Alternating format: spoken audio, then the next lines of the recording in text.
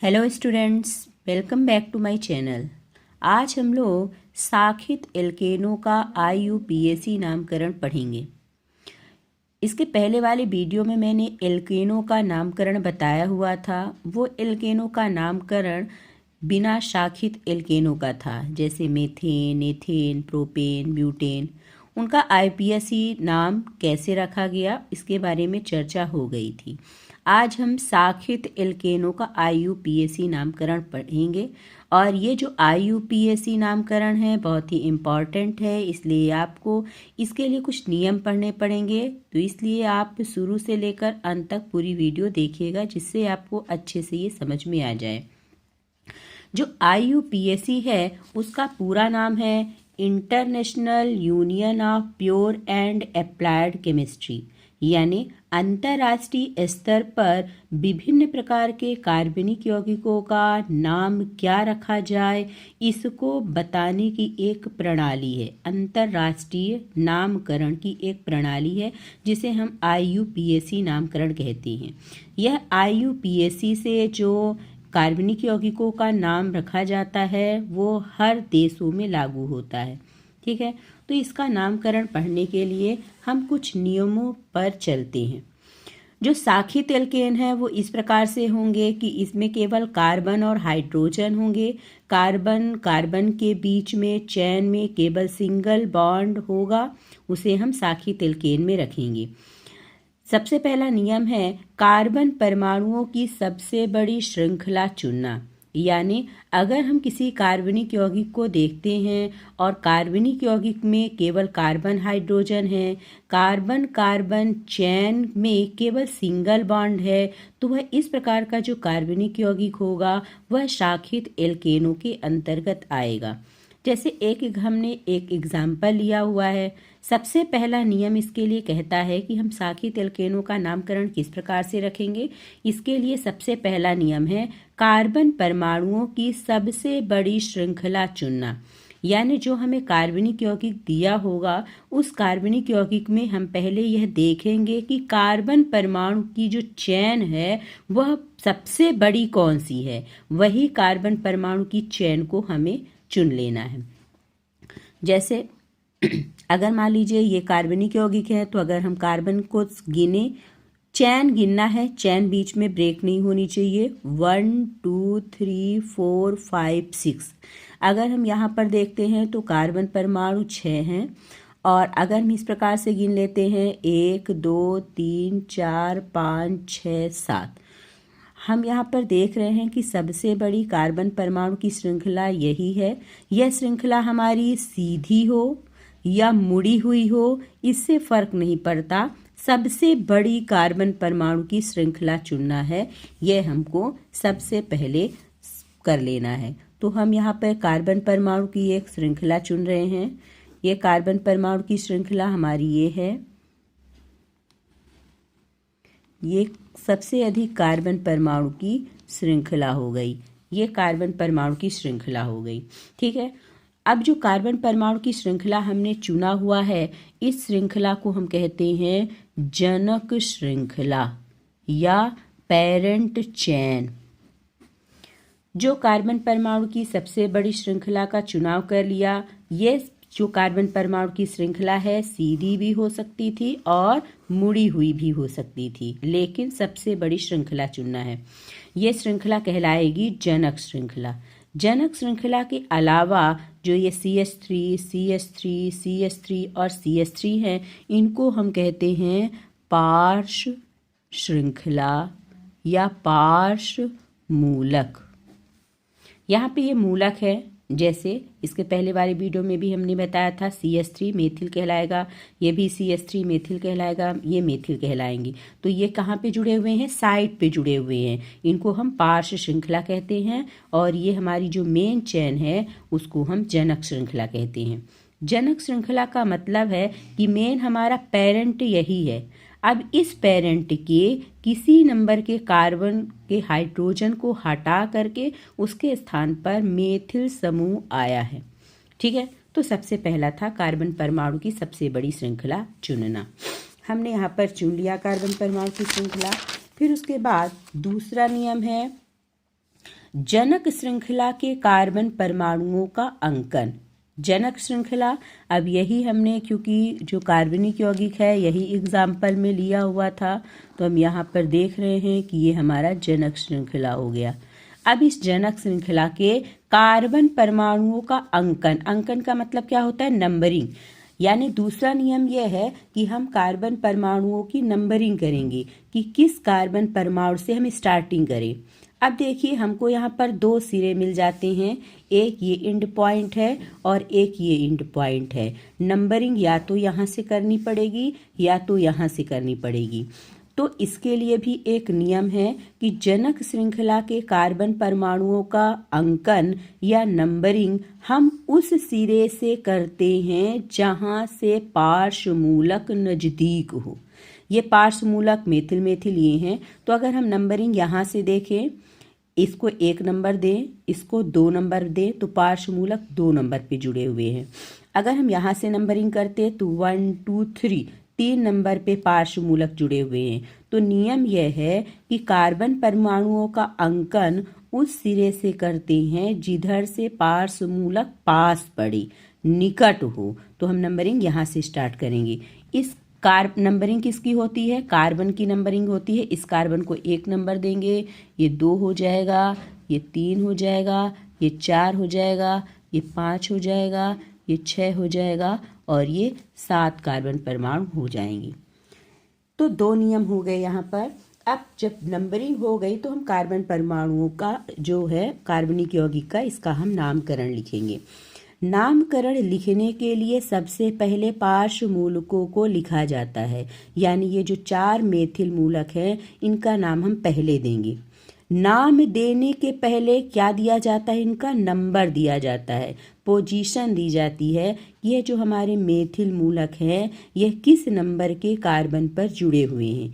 तो सबसे पहले ये जो मेथिल है, इस मेथिल की पोजीशन 2 है, ये मेथिल की भी पोजीशन 2 है, इस मेथिल की भी पोजीशन 5 है, इस मेथिल की पोजीशन 5 है।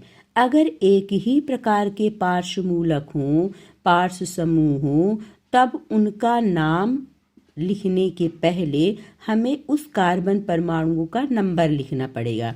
हर एक मेथिल ग्रुप का नंबर लिखना है। जैसे ये मेथिल हमारा 2 नंबर पे है, तो हम नाम लिखने के लिए हम पहले लिखेंगे 2, फिर इस मेथिल की पोजीशन भी लिखेंगे 2 और नंबर जो होगा उसके बीच में कॉमा लगा लेंगे। तो इस मेथिल के लिए 2, इस मेथिल के लिए 2, इस मेथिल के लिए 5 और इस मेथिल के लिए भी 5, यानी 2 2 5 5। फिर उसके बाद क्या लिखना है, मेथिल मूलक की संख्या कितनी है।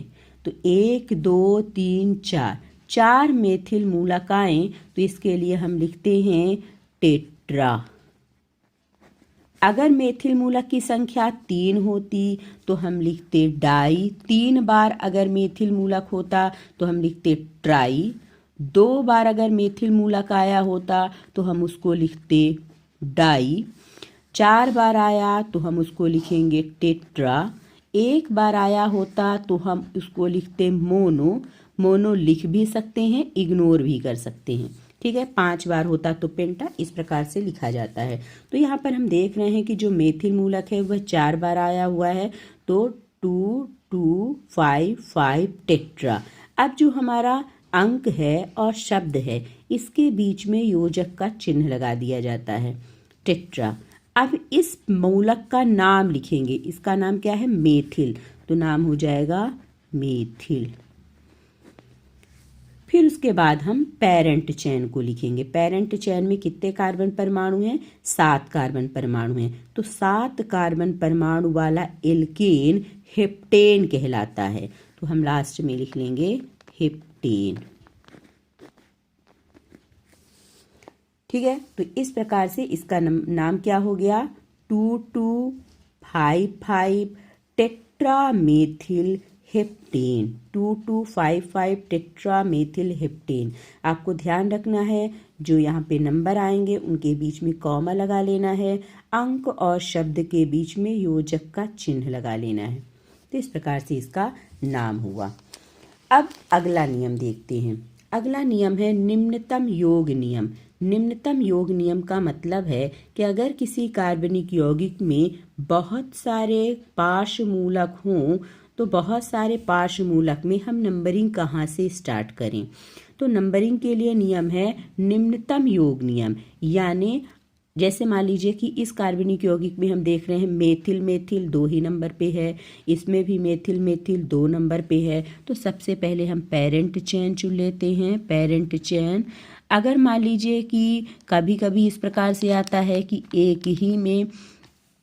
एक ही प्रकार की पेरेंट चेन समान कार्बन परमाणुओं की है, तो हम जिसमें अधिक से अधिक पार्श्वमूलक जुड़े हुए होते हैं उनको हम पेरेंट चेन मान लेते हैं। ये पेरेंट चेन हो गया। अब पेरेंट चेन की नंबरिंग करेंगे तो देखिए 2 नंबर पे ये भी मेथिल है, 2 नंबर पे ये भी मेथिल है। तो हम किस प्रकार से नामकरण करेंगे, हम इनका नंबरिंग करेंगे दोनों सिरे से, यानी हम इसको पेरेंट चेन मानते हुए एक बार नंबरिंग इधर से करेंगे 1 2 3 4 5 6, और जो भी पार्श्वमूलक आए हुए हों उनका नंबर लिख लेंगे। जैसे 2 पे आया, फिर उसके बाद 3 पे आया, फिर उसके बाद 4 पे आया, फिर उसके बाद 5 पे आया। अब इसको हम काउंटिंग कर लेते हैं। ये 2 पे आया, एक बार 3 आया, 2 बार 4 आया, 2 बार 5 आया। ठीक है, पार्श्वमूलक को हम गिन लेते हैं यहाँ पर।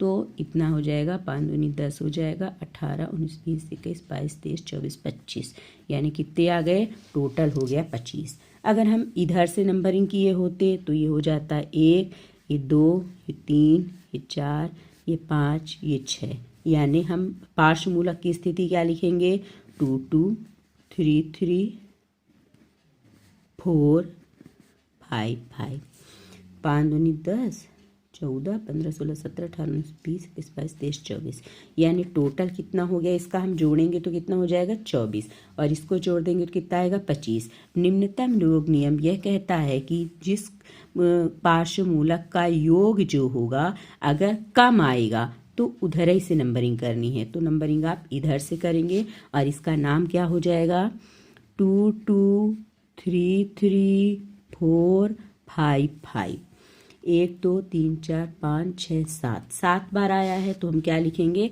हेप्टा। हेप्टा योजक चिन्ह लगा लेंगे, हेप्टा। इसका नाम क्या है, मेथिल, हेप्टा मेथिल।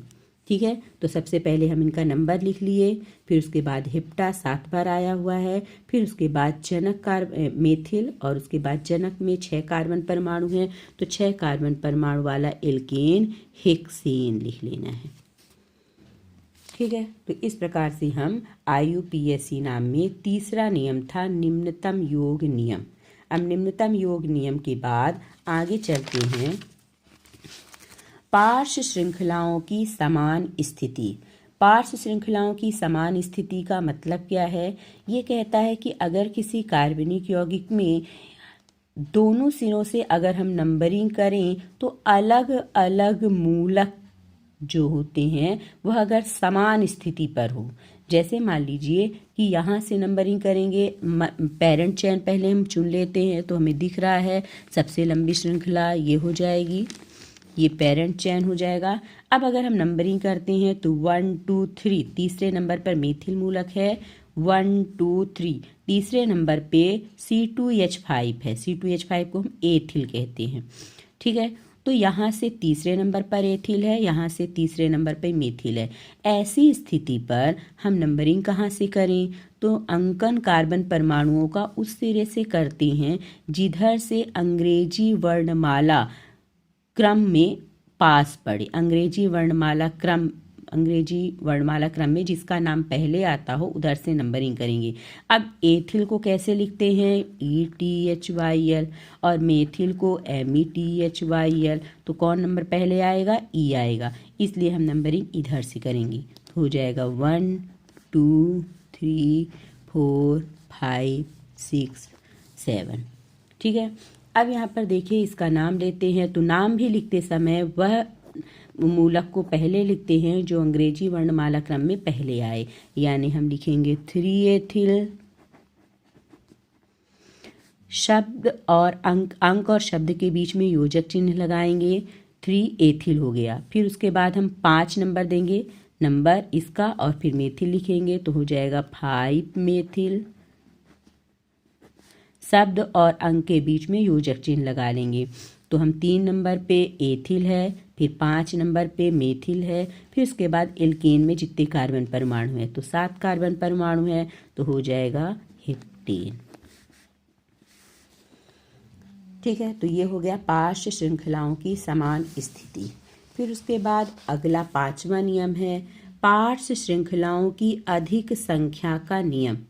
यदि किसी पार्श्व श्रृंखलाओं की अधिक संख्या का नियम, यदि किसी जनक श्रृंखला में बहुत अधिक पार्श्व श्रृंखलाएं जुड़ी हुई हों तो हम किसको लेते हैं? तो हम उस कार्बन परमाणु को लेंगे। जैसे मान लीजिए नंबरिंग करेंगे तो 1 2 3 4 5 6 आया।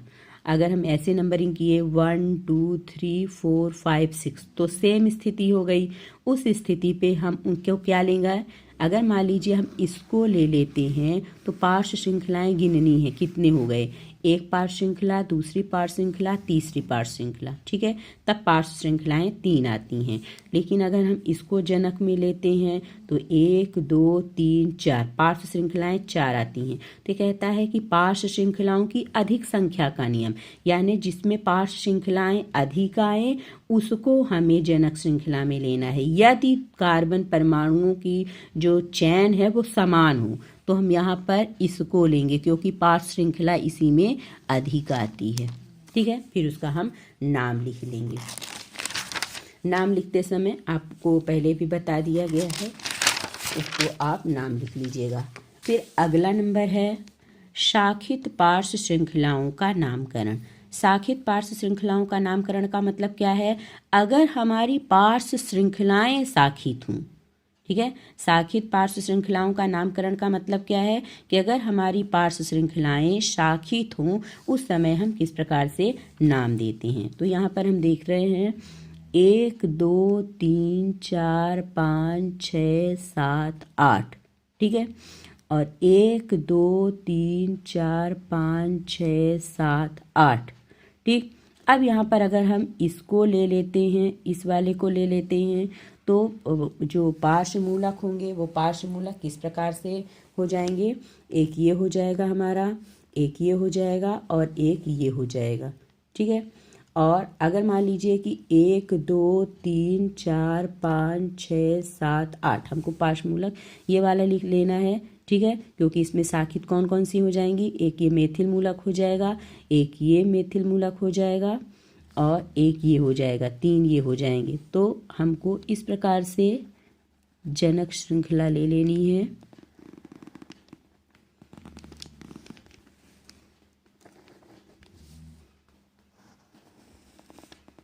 ये जनक श्रृंखला ले लेनी है। ठीक है, अब जनक श्रृंखला में नंबरिंग करना है तो नंबरिंग के लिए आपको पहले बताया गया जहाँ से पार्श्व मूलक नज़दीक पड़ेगा। आपको यहाँ पर दिख रहा होगा कि ये हमारा पेरेंट चेन हो गया 8 नंबर के कार्बन परमाणु वाला।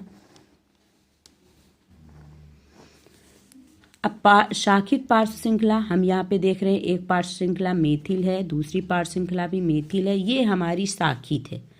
1 2 3 4 4 कार्बन परमाणु वाली शाखित पार्श्व श्रृंखला यहाँ पर हमको मिल रही है। तो हम इसका नामकरण कैसे करेंगे? अगर हम इधर से नंबरिंग करेंगे तो 1 2 3 नंबर पे मेथिल मूलक आ रहा है, और अगर हम इधर से नंबरिंग करेंगे तो 1 2 3 नंबर पे मेथिल मूलक आ रहा है। तो हम नंबरिंग उधर से करेंगे जहाँ से ये हमारा 3 नंबर पे मेथिल मूलक आएगा, और 1 2 3 4 5 6 7। ठीक है, 8 नंबर का कार्बन है। यहाँ पर नंबरिंग 1 2 3 किसी भी साइड से कर सकते हैं। नंबरिंग हो जाएगी 1 2 3 4 5 6 7 8। ये इधर से हमको नंबरिंग कर लेनी है। अब नंबरिंग करने के बाद अब इसका हम पहले नाम देखें। नाम हमारा क्या होगा? ये जो हमारा 1 2 3 4 है, ये हमारा आइसोब्यूटिल है। आइसोब्यूटिल, नियोब्यूटिल, नॉर्मल ब्यूटिल के बारे में पिछले वाले वीडियो में हमने बताया हुआ था, वो वीडियो देख लीजिएगा। ये आइसोब्यूटिल है, 1 2 3 4 साखित में है, आइसोब्यूटिल कहलाएगा। इसकी नंबरिंग क्या है, 5 नंबर पे है। आइसो नाम के साथ में जुड़ा हुआ है, इसलिए जब हम IPSC नामकरण में अल्फ़ाबेटिकली नाम देखते हैं तो उसका आई यूज करते हैं, ठीक है। फिर यहाँ पर मेथिल है, मेथिल में M आ जाएगा, तो हम इसका नाम लेंगे। पहले ये आ जाएगा 5 नंबर पे आइसोब्यूटिल, आइसोब्यूटिल। फिर उसके बाद आइसोब्यूटिल के बाद 2 और 6 नंबर पे यानी 3 एंड 6 नंबर पे 3 6 क्या है, 2 मेथिल है, इसलिए हम लिखेंगे डाई मेथिल। और फिर 8 कार्बन वाला एल्केन हो जाएगा ऑक्टेन।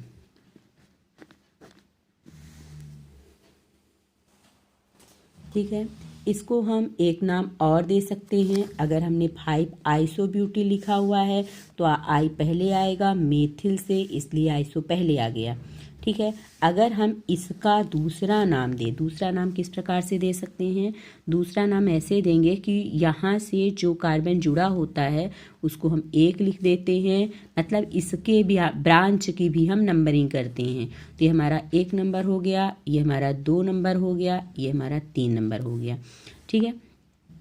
अब 2 नंबर पे क्या जुड़ा हुआ है, मेथिल ग्रुप जुड़ा हुआ है, और ये क्या हो जाएगा, प्रोपिल, ठीक है। तो यहाँ पर भी मेथिल है, इसलिए हम स्टार्टिंग कहाँ से करेंगे, इसके 2 नाम हो जाएंगे। पहले हम लिखेंगे 3 6 डाई मेथिल, ठीक है। फिर 5 नंबर पे है हमारा 2 मेथिल प्रोपिल, 2 मेथिल प्रोपिल। देखिएगा 5 नंबर पे, अब इसकी भी नंबरिंग करें तो इसकी नंबरिंग करेंगे तो 2 नंबर पे मेथिल है और ये ब्रांच में हो गया, ये हमारी मेन पे हो गया, तो ये हमारा प्रोपिल। अगर ये ना हुआ होता तो 3 कार्बन वाला क्या हो जाता है, ये प्रोपिल है। अब प्रोपिल के 2 नंबर पे मेथिल है तो इसका नामकरण क्या कैसे करते हैं, 2 मेथिल प्रोपिल। ये किस नंबर पे जुड़ा हुआ है, 5 नंबर पे, तो 5 2 मेथिल प्रोपिल। अब मेन कार्बन में कितने कार्बन है, 8 कार्बन है चेन में, इसलिए हो जाएगा ऑक्टेन, ठीक है। तो इस प्रकार से हम साखित पार्श्व श्रृंखलाओं का भी नामकरण करते हैं। तो आज के वीडियो में इतना ही। आपने यहाँ पर देखा कि किस प्रकार से हम साखित एल्केनों का IUPAC नामकरण करते हैं, ठीक है। फिर आगे के वीडियो में आपको एल्कीन एल्काइन का IUPAC नामकरण किस प्रकार से करते हैं उसके बारे में बताया जाएगा। तो आज के वीडियो में इतना ही। वीडियो देखने के लिए धन्यवाद।